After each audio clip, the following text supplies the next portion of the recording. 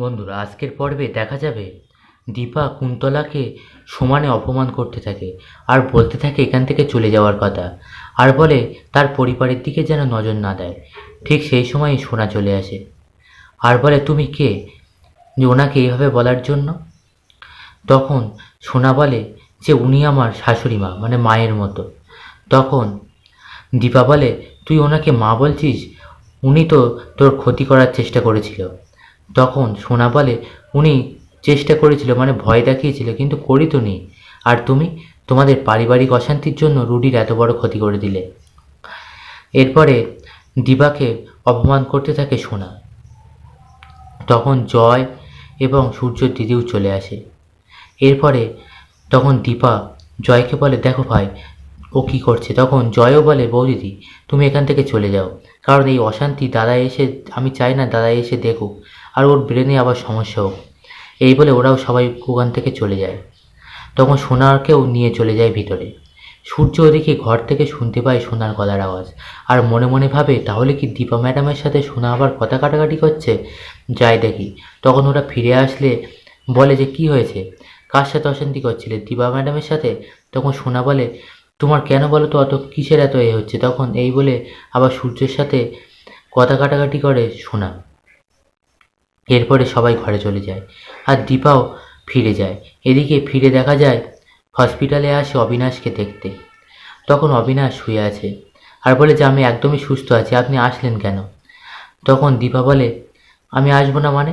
এরপর ডাক্তারকে জিজ্ঞাসা করে। অবিনাশ বলে হ্যাঁ, ডাক্তারকেও জিজ্ঞাসা করে দেখুন না, আমি একদম ফিট।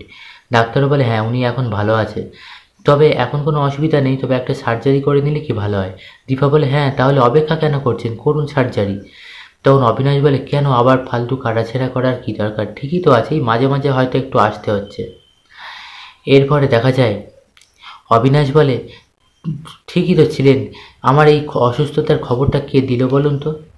আপনাদের সুন্দর মুহূর্ত নষ্ট হয়ে গেল। বলে ওই গানটা করতে থাকে। তখন দীপা বলে কী হলো, আপনি গান গাইছেন? তখন অবিনাশ বলে দাঁড়ান। এই বলে ভিডিওটা দেখায়, সূর্য আর দীপার সেই নাচের ভিডিও।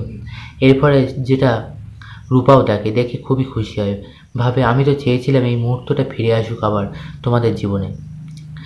এরপরে দেখা যায় যে দীপা বাড়ি ফিরে যায় আর রাত্রে ঘুমও আসে না। এদিকে সূর্য ঠিক মতন ঘুমাতে পারে না, দীপার কথাই ভাবতে থাকে।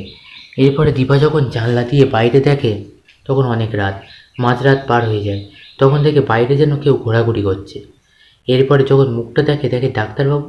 ডাক্তারবাবু এত রাতে এখানে কী করছে? দীপা তাড়াতাড়ি করে নিচে নেমে আসে। এরপরে সূর্য দেখে দীপা আসছে, বলে ম্যাডাম আমি জানতাম আপনার সাথে আমার দেখা হবে। বলে আপনি এখানে ঘোরাঘুরি করছেন কেন? দীপা বলে। সূর্য বলে আমি জানতাম তো দেখা হবে আবার, সেই জন্যই। তখন দীপা বলে কী করে বুঝলেন দেখা হবে? তখন সূর্য বলে কি জানি না, যেন মনে হলো যে দেখা হবে, সেই জন্য চলে আসলাম। তখন দীপা বলে আপনি তো অনেক ঘেমে গেছেন। তখন সূর্য বলে হ্যাঁ তা একটু। এরপরে দীপা নিজের আঁচল দিয়ে সূর্যর মুখটা মুছে দেয়। এরপরে বলে যে সূর্য দেখে হাঁচি দেয়, বলে যে আপনার তো ঠান্ডা লেগে গেছে। দীপা বলে। তখন দীপা বলে আপনার গরম কিছু খাওয়ার দরকার। এরপরে পাশে একটা চার দোকানে বসে দুজনে মিলে চা খেতে থাকে। আর দীপা মনে মনে ভাবে একটু পরে ভোর হয়ে যাবে, কতটা দিন এই মুহূর্তটা একসাথে কাটায়নি। বন্ধুরা, এরম করতে করতে দেখা যায় কিছুটা সময় পার হয়ে যায়। এদিকে অবিনাশও বলে যে সেই ওষুধের রিপোর্টটাও রেডি হয়ে গেছে। বন্ধুরা, আগামী পর্বে ঠিক কী হতে চলেছে জানতে চোখ রাখুন আমাদের চ্যানেলে।